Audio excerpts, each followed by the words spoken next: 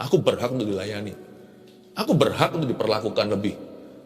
Aku berhak untuk dimengerti. Aku berhak untuk didengarkan. Aku berhak dong aku. Doaku dijawab sama Tuhan.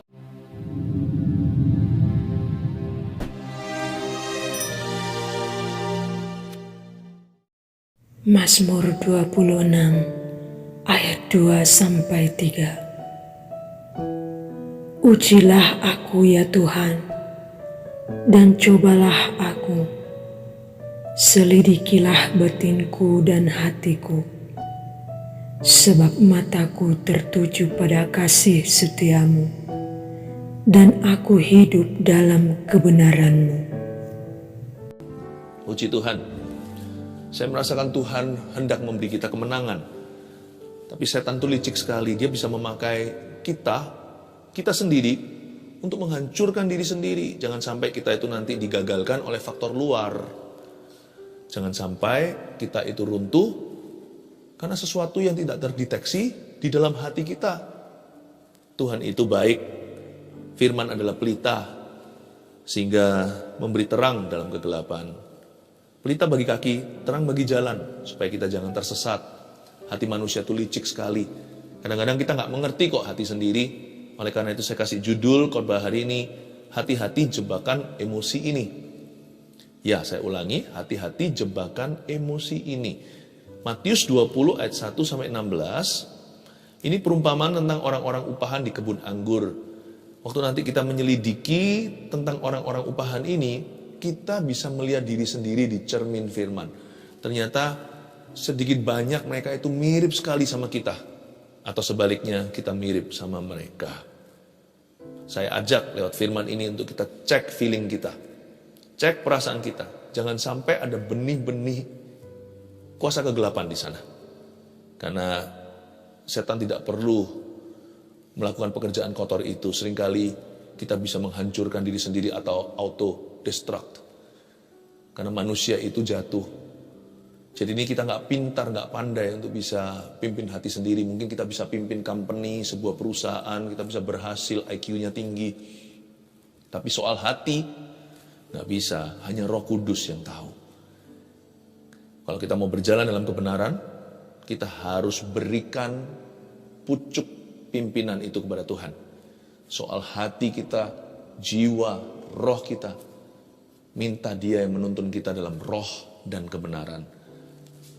Adapun hal kerajaan sorga sama seperti seorang tuan rumah yang pagi-pagi benar keluar mencari pekerja-pekerja untuk kebun anggurnya. Ayat per ayat ya, saya jelaskan dulu.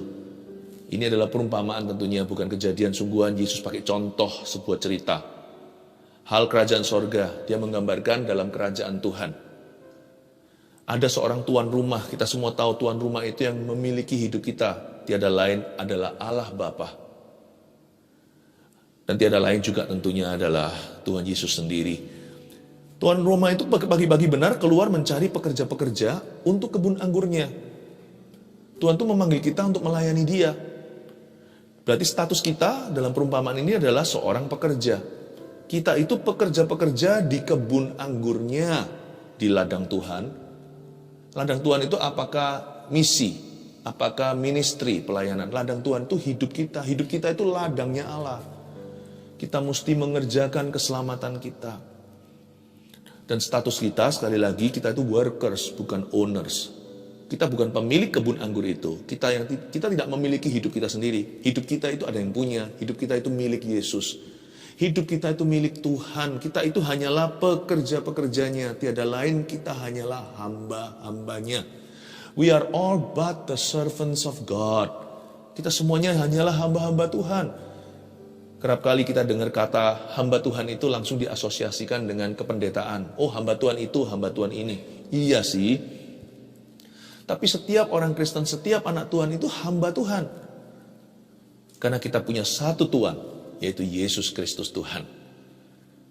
Adapun hal kerajaan sorga sama seperti seorang tuan rumah yang pagi-pagi benar keluar cari apa?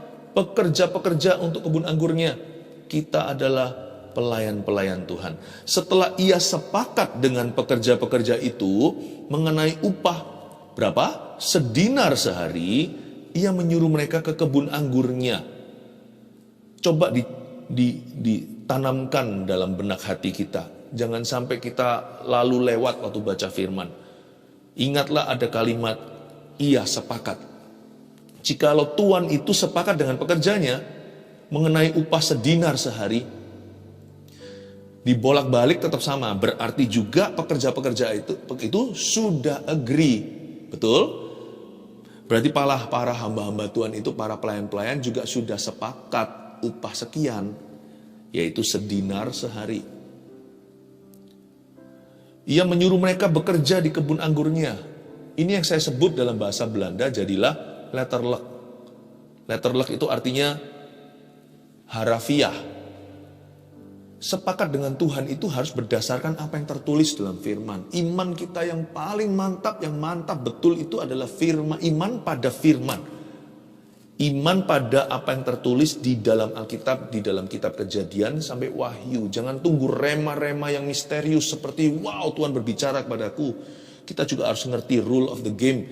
Kalau kita mau main game misalnya olahraga, volleyball, basketball, atau bahkan soccer, sepak bola, bulu tangkis, pingpong, apapun juga. Setiap sport itu ada peraturannya yang baku. Peraturan baku Tuhan itu di kitab Kejadian sampai Wahyu. Nggak usah tunggu seperti ada satu penerangan tertentu. Kita harus mengerti berzina itu salah. Kita juga harus tahu mencuri itu tidak dibenarkan apapun alasannya. Itulah sebabnya kita harus letterlek. Kita nggak boleh buta huruf. Kita bisa baca ABCD, tapi kita nggak pernah baca Alkitab kita. Tunggu apa? Tunggu nubuatan atau dinubuatkan oleh Nabi. Tunggu peneguhan, tunggu pengalaman. Sebelum semua itu, saya percaya semua yang di atas tadi itu. Nubuatan, peneguhan, konfirmasi, pengalaman pribadi. Sebelum semuanya itu, fondasi kita bangun di atas dasar batu karang yang teguh, jangan pasir. Rumah runtuh nanti kalau badai taufan datang. Kalau kita mau iman kita itu kuat, kita harus belajar letterlek, belajar sepakat dengan Tuhan sesuai agreement. This is our agreement with God. Inilah kesepakatan kita dengan Tuhan, yaitu firman. Bukankah sudah sepakat sedinar sehari? Sepakat dua sisi, dari Tuhan ke mereka dan mereka ke Tuhan. Waktu kita baca Alkitab itu dua pihak sepakat. Waktu kita baca, Yesus adalah ya dan amin bagi kita. Kita sepakat dengan firman-Nya. Berdasar apa yang tertulis. Sebelum semua pengalaman yang lain ditambahkan. Makanya waktu Yesus dicobai kan Tuhan Yesus nggak bergantung perasaan. Lapar otomatis dibenarkan mengubah batu menjadi roti supaya beliau makan. Enggak loh ya. Ada tertulis manusia hidup bukan dari roti saja, tapi dari setiap firman yang keluar dari mulut Allah. Yesus tidak menjawab setan. Sekalipun dia anak Allah, dia bisa aja usir semena-mena. Tuhan kan daulat.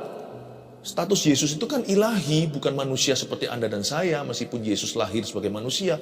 Yesus punya otoritas untuk berkata apa saja, tapi Yesus tetap merujuk referensi ke firman Tuhan dengan kalimat ini. It is written, ada tertulis. Ada tertulis. 3 kali dicobai pencobaan seorang Mesias untuk jadi juru selamat dunia. Ketiga kalinya setiap kali Yesus selalu berkata, it is written, ada tertulis. Jangan main-main, kalau anak Allah aja begitu, apalagi kita. Belajar letterlek. Temukan kesepakatanmu dengan Tuhan. Disinilah Tuhan sepakat dengan pekerja-pekerja itu, dan pekerja-pekerja itu sepakat dengan tuannya. Ada kertas kontraknya. Kertas kontrak itulah halaman-halaman firman, logos atau firman yang tertulis itu. Jadi letterlek ya, literally, harafiah kalau sama Tuhan. Kalau enggak ya bergantung perasaan itu up and down. Berubah-ubah seperti 4 musim di dunia. Kalau perasaan kita bisa 44 musim juga nggak berhenti. Perasaan itu bisa gonta-ganti seenak sendiri. Makanya harus punya pegangan. Pegangan kita itu kata sepakat dengan Tuhan. Ayat 3. Kira-kira pukul 9 pagi ia keluar pula. Dan dilihatnya ada lagi orang-orang lain menganggur di pasar. Coba katakan orang-orang lain menganggur di pasar. Ayo siapa lagi ini? Sebelum mereka jadi pekerja-pekerja di kebun anggurnya, Mereka adalah orang-orang lain yang menganggur di pasar. Sebelum kita itu menjadi hamba-hamba Tuhan dalam hidup ini, kita semua itu sama-sama orang berdosa yang nganggur hidupnya. Mungkin nggak nganggur pekerjaan, tapi nganggur di sini artinya sia-sia. Kita itu hanya mengejar perkara dunia, dan kita nggak tahu kok sesungguhnya apa yang kita mau. Kita kira harta duniawi bisa menyelamatkan kita, ternyata nggak semua bisa dibeli dengan money. Kita semua itu orang yang menganggur. Roh kita mati, jiwa kita itu merana. Semua kita itu sebelum kenal Yesus masih terjebak dalam kesia-siaan yang fana. Orang-orang lain menganggur di pasar. Kan harusnya mereka bersyukur mereka dapat pekerjaan. Apalagi hari-hari ini ya, banyak yang di PHK, banyak yang di layoff. Di negara-negara yang ekonominya bagus pun, puji Tuhan, Indonesia itu bertahan. Malah justru baik keadaan. Anda lihat negara-negara barat, apa yang terjadi sekarang di Eropa, huru-hara. Mereka jauh lebih krisis. Malah justru Tuhan pelihara bangsa kita. Tapi kalau Anda berada di benua-benua lain, Anda orang Indonesia, orang Malaysia, saat ini berada yang bisa mengerti bahasa saya. Ada di benua lain, jadilah berkat, jadilah terang, percayalah. Dalam Kristus ada keluputan. Tapi coba lihat, banyak orang itu sekarang sengsara, susah cari kerja. Mestinya kan kita bersyukur ya dikasih pekerjaan apapun, asal upahnya itu UMR-nya ada atau upah minimal. Janganlah kita mentang-mentang saya itu sarjana 1, sarjana 2, S3. Nggak tentu hari-hari ini itu menggaransi atau menjamin suatu kelangsungan. Nggak tentu itu akan garanti sebuah pekerjaan. Ini orang-orang lain kan nganggur di pasar. Coba lihat latar belakang supaya nanti yang namanya kacang jangan lupa kulitnya. Ya, ini orang-orang semuanya preman. Preman di pasar, jagal pasar itu. Tapi Yesus entaskan mereka dari kehidupan yang sia-sia, dikasih kerja. Ayat 4 katanya kepada mereka, pergi jugalah kamu ke kebun anggurku, dan apa yang pantas akan kuberikan kepadamu, dan mereka pun pergilah. Jam 9 Tuhan panggil lagi setelah tadi pagi. Dan Tuhan berkata yang sama, kamu kerja ya untuk saya di kebun anggurku, dan apa yang pantas akan kuberikan kepadamu. Harusnya orang berdosa seperti kita yang gak layak terima apa-apa kecuali neraka, belajar percayalah upah kita atau bonusnya dari Tuhan. Gak dikasih upah juga kalau kita itu bisa menjadi milik Tuhan, itu sudah mimpi apa, nama kita tertulis dalam kitab kehidupan jikalau belum ada mujizat terjadi. Sampai mati pun tidak ada berkat lagi, gak apa-apa. Asal masuk sorga, bahasa anak kecilnya. Apa yang pantas akan kuberikan padamu. Sama Tuhan itu jangan berdebat gini loh, Tuhan gak fair, Tuhan gak fair, Tuhan gak adil. Tuhan itu sudah lebih dari pantas. Untuk bisa menerima kita itu sudah tidak seyogya atau selayaknya. Kadang-kadang ini kadang-kadang orang-orang ini yang diselamatkan lupa diri, lupa daratan. Dan Tuhan berkata, dan apa yang pantas pasti kuberikan padamu. Believe, percayalah bahwa God is good, God is just. Allah itu baik, Allah itu adil. Allah itu adil gak tentu sesuai dengan fair, definisi fairnya manusia. Tapi percayalah, apapun yang Tuhan berikan dan percayakan pada kita today, itu pantas, sudah pantas di matanya. Jangan ngomel, jangan merasa kurang melulu. Dan hari ini kalau kita diberkati juga jangan lupa diri. Kalau kita masih merasa kurang juga jangan mengeluh. Pokoknya apapun yang Tuhan alokasikan dalam hidup kita, undi jatuh, permai atau tidak, percayalah itu yang terbaik karena Tuhan tahu apa yang terbaik untukmu. Apa yang pantas akan kuberikan. Jangan jadi penasihat Tuhan. Belajar untuk syukuri dulu apa yang Anda miliki. Jangan iri dengan orang lain. Jangan minder. Dan juga jangan sombong kalau punya lebih. Kira-kira pukul 12, 3 jam kemudian, lalu pukul 3, setiap jam 3 jam, ia keluar pula dan melakukan sama seperti tadi. Ayat 5. Kira-kira pukul 5 petang, ia keluar lagi dan mendapati orang-orang lain pula. Lalu katanya kepada mereka, mengapa kamu menganggur saja di sini sepanjang hari? Misalkan tadi itu pukul 6 Tuhan rekrut, pukul 9 rekrut lagi, pukul 12, pukul 3. Kali ini nggak sampai 3 jam, karena jam 6 nanti cek log pulang. tinggal 1 jam kerja, jam 5 Tuhan keluar. Tuhan itu keluar, suruh orang-orang mandor-mandornya lihat, masih ada sisa preman-preman di pasar, orang-orang yang pengangguran yang hidup dalam kesia-siaan. Ayo, kerja buat Tuhan selalu manise. Dipanggil sama Tuhan, tapi sisa 1 jam lagi Tuhan datang. Sisa 60 menit lagi, udah gajian. Ayat 7, kata mereka kepadanya, karena tidak ada orang mengupah kami. Mengapa kamu nganggur kan, ditanya. Karena tidak ada orang mengupah kami. Katanya kepada mereka, pergi jugalah kamu ke kebun anggurku. Akhirnya mereka batch terakhir atau gelombang terakhir pekerja baru. Ayat 8, ketika hari malam Tuhan itu berkata kepada mandurnya, panggillah pekerja-pekerja itu dan bayarlah upah mereka mulai dengan mereka yang masuk terakhir hingga mereka yang masuk terdahulu. Jadi dipanggil sama mandur atas perintah bos yang memiliki kerajaan sorga. Lalu waktu dipanggil, yang dibayar dulu, yang digaji itu yang terakhir masuk, yang pukul 5 tentunya. Lalu pukul 3 hitung mundur, pukul 12, 9, lalu yang paling pagi. Dan ketika mereka masuk, dikasih gaji-gajinya masing-masing. Maka datanglah mereka yang mulai bekerja kira-kira pukul 5 ayat 9, dan mereka menerima masing-masing 1 dinar. Ingat ya, tadi kata 1 dinar, itu kesepakatan ya. Bukankah mereka semua pekerja itu tanpa pandang bulu, mereka semua disodori Tuhan sebuah kontrak harian, bahwa hari ini kamu kerja sama aku kasih yang pantas, sedinar sehari. Menurut saya, udah lebih dari cukup daripada mereka itu nganggur. Dan sedinar itu mungkin sedikit overpay ya. Gajinya berlebih. Kok bisa? Kan ini orang-orang pasti nggak punya skill. Ini bukan sekedar suruh ambil gandum jatuh atau suruh menggemburkan tanah. Kalau bajak aja siapa yang nggak bisa sih? Ya, bajak itu kan tinggal ini aja, pecutin kerbaunya. Jangan lupa loh ya, ini kebun apa? Kebun anggur. Anda pernah lihat kebun anggur? Itu butuh tangan ahli, nggak bisa sembarang tukang. Kayaknya sedinar terlalu mahal ya. Karena ini mereka semua tukang-tukang yang tidak terlatih. Hari itu langsung last minutean. Langsung direkrut sama Tuhan. Mereka tidak ngerti bagaimana potong. Itu potongnya pasti banyak merugikan, itu pasti salah.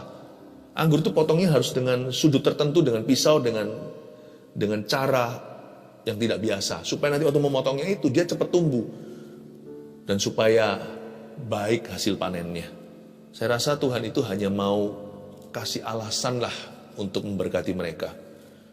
Tapi mereka nggak tahu diri, ternyata nantinya saya kasih bocoran, mereka ngamuk sama Tuhan. Kok upahnya sama? Menurut saya sedinar terlalu banyak sih, tapi Tuhan tidak salahi. Tuhan murah hati, namun Tuhan itu selalu ngomong di depan dulu. 1 dinar bukankah itu kesepakatan mereka? Oke, jangan lupa ya, nanti sebelum Tuhan dituntut oleh para pekerja dan buruh ini, seperti kita seringkali menuntut Allah kita, Tuhan tidak adil lah, saya kecewa lah, kok cuman begini, apa nih hasilnya aku melayani? Kenapa kau izinkan? Waduh, sebelum dituntut ingat ya, kesepakatan kita itu udah jelas di depan. Tuhan sudah ngomong terus terang di depan kita, ini orang berdosa, semuanya ini murah kemurahanku, aku memberimu cuma-cuma. Kemudian datanglah mereka yang masuk terdahulu, sangkanya akan mendapat lebih banyak. Tetapi mereka pun menerima masing-masing 1 dinar juga. Kaget mereka. Mereka menyangka mereka dapat lebih banyak. Nah, disinilah, janganlah membingungkan antara ekspektasi yang berlebihan sama iman. Iman itu bukan sekedar angan-angan atau punya iman itu seperti punya sebuah ekspektasi yang luar biasa. Iman itu nggak hanya bergerak untuk imani. Iman itu salah satu wujud iman itu juga kemampuan untuk bisa menerima apapun yang Tuhan berikan kepadanya. Meskipun tidak sesuai dengan... Demikianlah orang Israel itu diam di tengah-tengah orang Kanaan. Orang Het, dan menanggung panas terik matahari. Sangat poetik menurut saya, itu sangat puisi ya. Kalau kita mengeluh itu ya, itu puisi yang salah, tapi itu puisi. Karena manusia itu pandai sekali. Kita ini pandai, sudah naturally gifted atau sudah alamiah bakatnya dari sejak sana dari Adam dan Hawa untuk bisa membesarkan emosi kita yang negatif atau membesar-besarkan perasaan tidak puas. Dia bisa berkata, Kenapa engkau menyamakan mereka dengan kami yang sehari suntuk bekerja berat dan menanggung panas terik matahari? Saya baca dari sisi Tuhan, loh, kan mendingan dapat 1 dinar daripada nggak dapat apa-apa. Daripada nggak makan hari itu, atau melakukan kejahatan lalu habis itu ditangkap sama polisi, masuk penjara, resikonya kan tinggi. Digebukin massa. Aku kasih kamu pekerjaan yang legal loh. Sehari suntuk kerja berat kalau untuk 1 dinar. 1 dinar itu bukan 1 peser uang. 1 dinar itu upah pekerja sehari itu lumayan. Apalagi ini orang-orang bukan skill worker. Ini mereka mungkin sudah punya rekor kejahatan. Rapornya jelek. Gak ada satupun perusahaan yang ada itu mau mengerjakan. Ini kebun anggur ini berani rugi. Ini kebun anggur ini yang punya sudah kaya. Tidak perlu profit. Dia hanya mau buka lowongan kerja. Masa gak ngerti sih kayak gituan? Tuhan tuh menganggap pekerja ini anak. Anak itu kan difur sama papanya, dikasih kesempatan. Padahal seharusnya kalau papanya mau profesional, undang aja pekerja, undang aja profesional. Jauh lebih bagus kok performanya. Kami yang sehari suntuk bekerja berat dan menanggung panas terik matahari yang mereka singgung-singgung sebut-sebut itu melulu adalah susahnya kerja. Mereka tidak sama sekali bersyukur untuk upah cuma-cuma. Tetapi Tuhan itu menjawab seorang dari mereka. Tuhan gak marah. Saudara. Waduh, indahnya Tuhan ya. Dipanggil saudara. Tuhan gak mentang-mentang dia yang punya. Tuhan tuh gak punya bossy attitude atau sikap hati seorang bos. Gak ada. Saudara, aku tidak berlaku tidak adil terhadap engkau. Bukankah kita telah sepakat sedinar sehari? Pertama Tuhan sebut mereka dengan sebutan hangat. My brothers, saudaraku. Dia menyamakan diri dengan mereka. Aku tidak berlaku tidak adil loh. Bukan Tuhan membela diri, Tuhan mencelikkan mata rohani atau mata nurani. Aku tidak berlaku tidak adil sebab human sense of fairness itu wrong.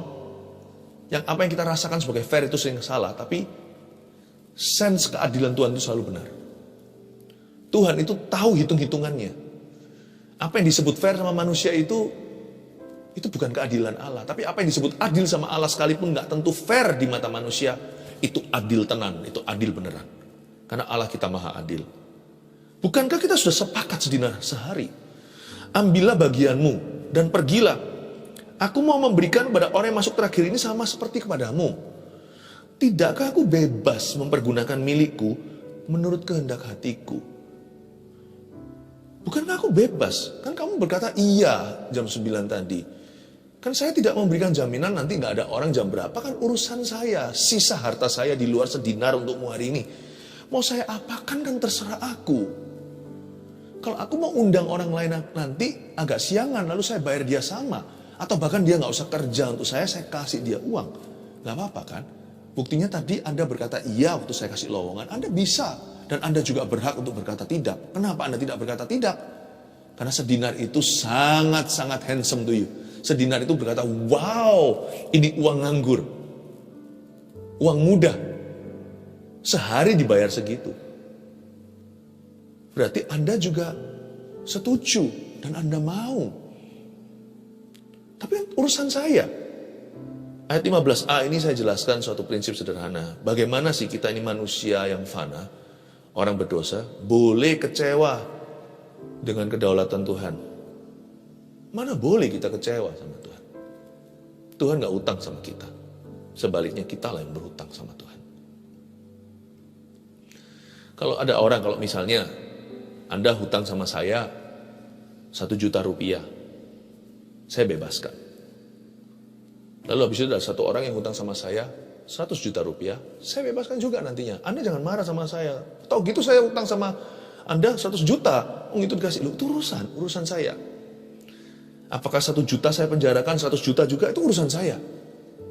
Apakah saya tuntut atau tidak? Tidakkah aku bebas mempergunakan hakku? Bukankah aku yang punya uangku? Aku punya kebun anggur ini. Bahkan dalam perumpamaan ini gak tertulis, tapi saya tambahkan dalam doktrin firman dengan jelas bahwa Tuhan bahkan memiliki kita. Atau iri hatikah engkau karena aku murah hati? Nah ini dia. Tuhan langsung expose motivasinya. Tahu gak Tuhan telanjangi mereka? Apa yang membuat mereka iri? Motivasinya adalah pride atau kesombongan. Itu yang disebut dengan spirit of entitlement atau roh yang merasa dirinya layak menerima. Aku berhak. Nah, itu adalah akarnya perasaan berhak itu adalah kesombongan dan lupa diri. Ayat 16, demikianlah orang yang terakhir ya akan menjadi terdahulu, dan yang terdahulu akan menjadi yang terakhir. Saya ada satu renungan di sini. Menurut saya sih, upahnya sama-sama sedinar, tapi yang diuntungkan itu yang pukul 6. Lalu kemudian pukul 9. Mau tahu kenapa? Memang sama-sama dapat sedinar, tapi kalau mereka nggak bersungut, mereka akan berubah statusnya dari pekerja harian, mungkin dijadikan pekerja tetap sama Tuhan. Dan kalau saya jadi tuan kebun anggur ini, saya pasti ambil yang jam 6, karena lebih pengalaman. Ada sesuatu yang nggak bisa diukur dengan sedinar. Experience. Karena dia motong pukul 9 salah semua, mandurnya ajari, waktu dia sampai pukul 12 dia sudah mahir. Sedangkan yang pukul 5 paling cuma ambil-ambil sampah. Nanti kalau sampai dia nggak sungut, sayangnya semua yang early, yang awal itu sungut semua, makanya nggak kepake sama Tuhan. Nggak dipakai lagi lah sama Tuhan, cuma sekali itu saja. Kalau saya jam 6, 9 sama jam 12 lah, mereka sungguh-sungguh dan terima dengan legawa, lapang dada, dan berkata, terima kasih ya Tuhan, kau baik dan murah hati. Saya pasti berkata, kembali. Yang jam 5 pergi, jam 3 juga pergi.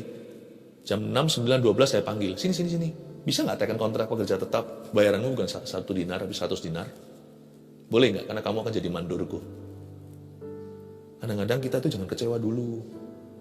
Orang kecewa nggak bisa mikir. Orang yang legawa itu mikirnya itu jernih. Menurut saya itu advantage, itu kelebihan. Yang sama-sama dapat 1 dinar, tapi masuknya lebih dini atau lebih awal. Saya kasih 3 poin, catat ini sebagai rangkuman. Hati-hati jebakan emosi ini ya, karena ini yang menggagalkan kita dari dalam. Ini kalau nggak terdeteksi, check your feeling, setan nggak perlu menghancurkanmu. Anda bisa menghancurkan diri sendiri. Dan imanmu akan kandas, runtuh, kasih mula-mulamu akan hilang, memulai dengan roh berat, mengakhirinya dengan daging dan dalam kesalahan. Karena itu yang pertama, yang perlu diwaspadai adalah ekspektasi yang berlebihan. Disinilah iman yang kelihatan kayak iman ternyata nafsu. Ini iman yang tidak ada penguasaan diri, pengendalian diri, dan tidak ada penjagaan hati. Dia akhirnya dari iman menjadi nafsu. Makanya itu perlu untuk beriman, namun juga perlu atau penting untuk berserah. Berimanlah pada firman, itu yang utama. 2, perasaan berhak. Bahasa Inggrisnya spirit of entitlement atau perasaan berhak itu ternyata adalah the spirit of pride. Itu adalah roh sombong. Buang itu. 3, kecewa dengan Tuhan. Seperti saya katakan tadi, jangan keburu kecewa. Orang yang tidak kecewa sama Tuhan dikasih upah yang sama. Mungkin orang itu nanti berikutnya jadi kepercayaan Allah. Oh, haleluya.